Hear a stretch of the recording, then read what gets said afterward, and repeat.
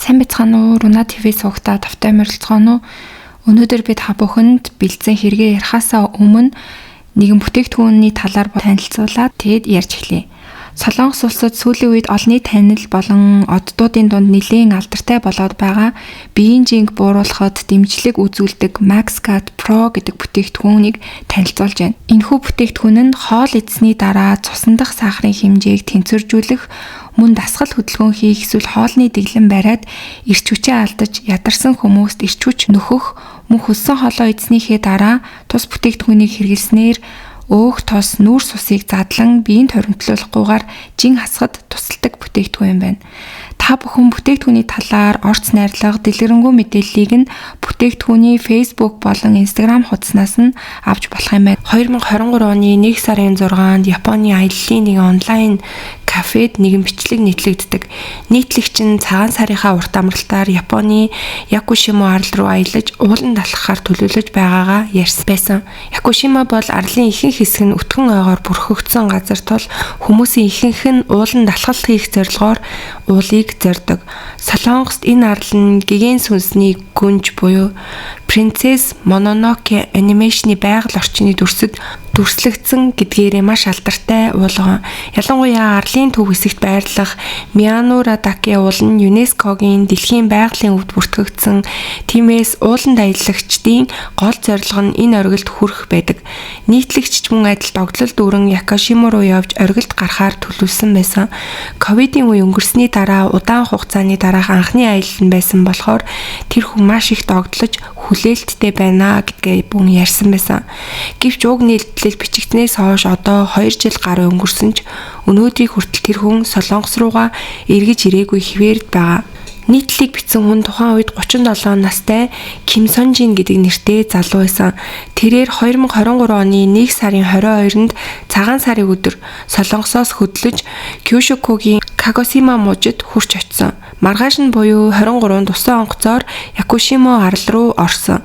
Арал дээр буугаад шууд таксигаар ууланд авирах эхлэл цэг рүүгээ явсан нь Miyanoradake оргилыг давах зорилготой гэдгийг харуулж исэн. Тэнд очисон цаг нь бол өглөөний 11 цаг байсан. Тэрээр хар өргөвчтэй цагаан уулын хувцастай байсан бөгөөд авиралт эхлэхийн өмнө ууланд орох мэдүүлгээ бөглөөд өгсөн байсан. Түүний төлөвлөгөө нэг өдрийн дотор буцаж ирэх аялал байгаагүй. Оргил орчимд хүнгүй уулын овоохой байдаг бөгөөд тэнд нэг шөнө хонж маргааш нь уруудаж байхдаа зочид буудалд дахин нэг хоноод дараа нь усан онгоцоор арлаас гарах төлөвлөгөөтэй байсан. Үнэхээр зочид буудал усан онгоцны захиалга зэрэг бүх зүйлээ урьдчилаад өгчихсөн байсан. Гэтэл ууланд орсон Ким Сонжины талаар алга болсон дуудлага хамгийн сүүлд харагдсанаас нь хойш 3 хоногийн дараа буюу 1 сарын 26-нд бүртгэгдсэн. Токио хотод амьдарч байсан түүний найз нь холбоо барьж чадахгүй болсон тул Японы цагдаад мэдгдсэн байсан бөгөөд Солонгост байгаа эцэг эхэн ч хүүгээ алга болсныг сонсоод маш их санаа зовчгож эхэлсэн. Анх төлөвлөгөө нь 26-нд Солонгос руу буцах ёстой байсан ч ямар ч холбоо байхгүй нислэгтэй суугаагүй гэдэг нь тогтоогддог. Якушима дахь цагдаа алга болсон мэдээг аммагцаа хайгуул эхлүүлэх гэсэн боловч тухайн үеийн цаг агаар маш муу байсан. Тэр ууланд орсон 1 сарын 23-наас 25-ны хооронд Японд урд өмнө нь тохиож байгаагүй хитэн давлгаа нүүрлэж Якушимад хүчтэй цасан шуурга их цас орсон. 24-нд бүр ууланд авирах замуудыг бүхэлд нь хаах хэмжээнд хүрсэн байсан. Иймээс цагдаа нар цаг агаараараа сайжрахаар хайгуулаа эхэллээ гэсэн байр сууриа илэрхийлдэг. Нөгөө талаар хайгуул өөрөө ч асар хүндрэлтэй. Газар зүйн хувьд Якушимаан жижигхэн хэсгийг тооцвол арал даяараа хуш модны ойгоор бүрхэгдсэн Ким Сонжингийн орсон Miyanoradake уулын өндөр нь 1936 м. Гэвч оргилыг нь хүрээсэн ой, хуш мод, хад асах, шигүү дунд өдөрч нарны гэрэл хаагдаж сэрүүн бүрхэг байдаг тийм бүс нутаг байсан. Түүн дээр нэмээд холбооны сүлжээч сайн барьдаггүй. Оргилд хүрэх зорилготой бол ердийн үед л дор хаяж 10 цагийн алхалт шаарддаг. Харин дээрээс нь их цас орж шуурга таарах юм бол ууланд орох нь өөрөө бараг л боломжгүй байдаг байсан. Тэгээд Якушимагийн тал байгалийн орчныг хамгаалах үүднээс уулын замыг хүний гараар хит цэвэрлэн засаж янзлахаас аль болох зайлс хийдэг байсан. Тэрийг сонсоход авиралтын хүндрэл өндөр гэдэг нь бол ойлгомжтой. Иймээс энэ газарт мэрэгжлийн хөтчтэй хамт явах нь аюулгүй гэж зөвлөдөг. Гэвч өөртөө итгэлтэй байсан Ким Сон Жин анханасаа ганцаараа авирахаар шийдсэн нь төлөвлөгөөний хувьд жирсэлтэй байсан. Юуны өмнө уулын ам руу өглөөний 11 цагт очисон нь хит оройтсон цаг байсан. Ихэнх аялагчид 10 цаг алхах шаардлагатай учраас үүрээр 4-5 цагийн үед хөдөлдөг. Түүнээс гадна өвөл цаг учраас нар эрт жаргадаг. Уулын ой шигүү учраас өдөрч гэрэл баг тусдаг. Өвөл бол 4 цаг өнгөрмөгцөл харанхуйлж эхэлдэг байсан. Уул руу орсноос хэдхэн цагийн дараа л орчин бүр харанхуй болж эхлэх магадлалтай. Түүн дээр нэмээд зам нь сайн тогтчоогүй, харагдах орчин муу.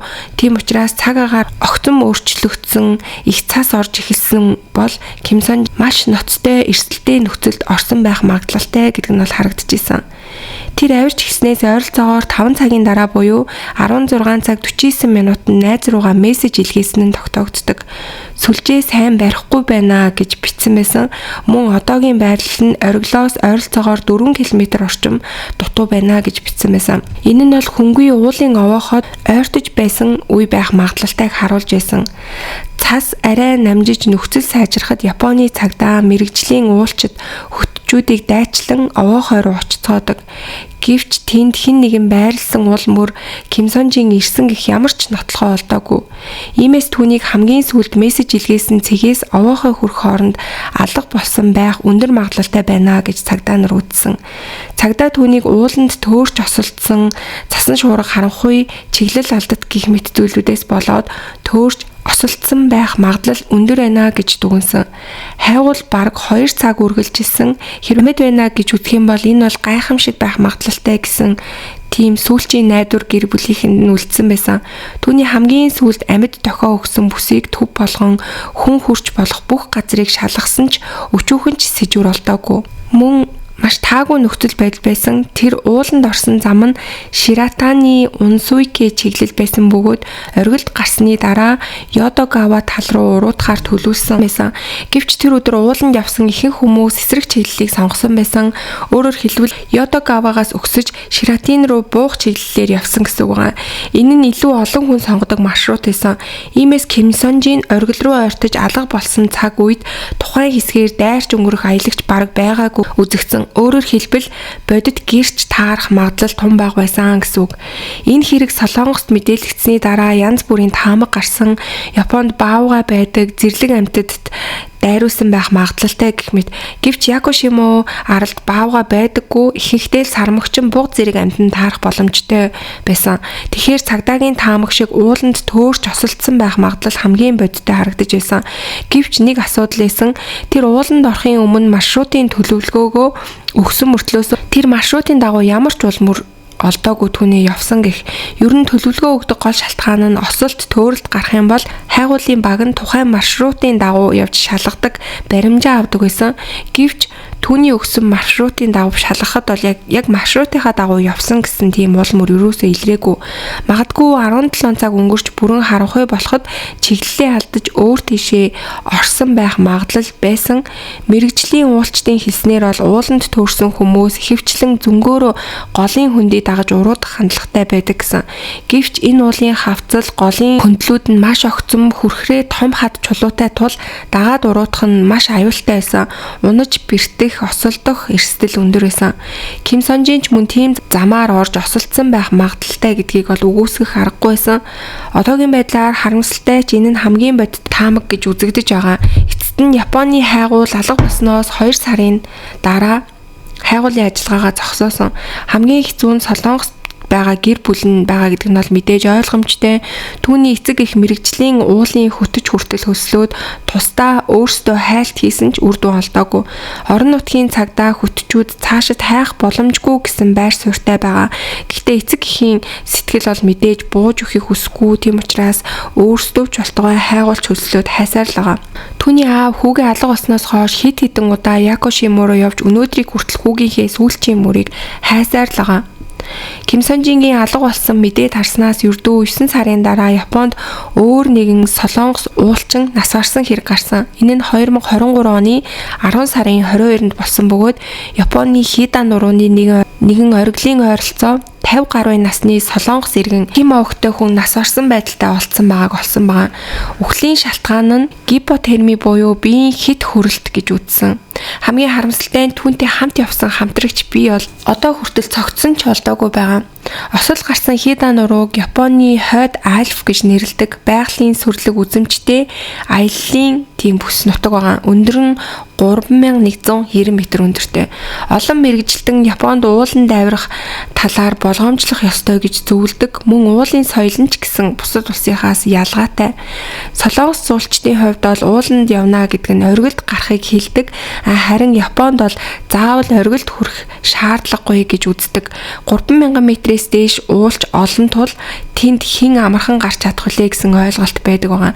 Тиймээс Япончуудын хувьд бол уул гэдэг нь үндсэндээ аюултай, хүндэтгэлтэй хандах ёстой газраа гэж үздэг. Ууланд алхсан ч гэсэндээ хэсэг доогуур нь алхаж байгаад байгалийн үзэх тиймэрхүү үзэсгэлэнтэй газруудаа үзчихэд буцаад буухыг зөвлөдөг. За тэгээд алга болсон Ким Сон Жиний хувьд бол өнөөдрийг хүртэл сурггүй хэвээр л байгаа, цогцсон ч олдоогүй учраас өнөөгийн байдлыг бол нэг мөр дүгнэх боломжгүй. Түүний аав нь бол хүүгийнхаа цогцсыг яаж хийж байгаад олох хэрэгтэй гэж үзэн хайгуулаа хийсээр л байгаа. За ингээд одоогийн байдлаар 3 жил бараг болж байгаа ч гэсэн харамсалтай нь Ким Сон Жиний ямар ч улмөр илрээгүй л байгаа. Тэр ууланд авирсан хүмүүс Ким Сон Жинтэй төстөө ч юм уу тиймэрхүү цогцос уулан дээр олж харсан гэх ямар ч тийм гэрчлэл гарч ирээгүй байгаа. За ингээд өнөөдрийн та бүхэнд бэлтгэж хүргэсэн хэрэг бол Японд ууланд аялахаар гарсан залууд тохиолдсон маш харамсалтай ийм явдал байлаа. Тэгээд Монголд ч гэсэндээ хүмүүс маш их ууланд авирах дуртай, сонирхолтой байдаг. Тэгээд хэрвээ та бүхэн ууланд авирах сонирхолтой бол яг мэрэгжлийн зааврын дагуу өөртөө байх ёстой тэр уулчны хэрэгслүүдийг бүгдийг бүрдүүлээд яг аюулгүй байдлаа сайн хангаж ууланд авирч байгаасай гэж миний зүгээс болгоомжлуулж гин. Тэгээ монголчууд бас гадаадын уул руу бас авирахаар маш их зорддог. Гадаадын улсад ууланд авирахтаа ч гэсэн маш болгоомжтой байгаасай гэж хүсэж гин. За ингээд өнөөдрийн та бүхэнд бэлтгэж хүргэсэн хэрэг маань энэ түрээд өндөрлж гин. Тэгээ та бүхэн комент хэсэгт сэтгэлээ бичээд сувг дээрээ лайк, subscribe дарахаа битгий мартаарай. За тэгээ бүгдээрээ удахгүй дараагийнхаа дугаараар уулзцгаая.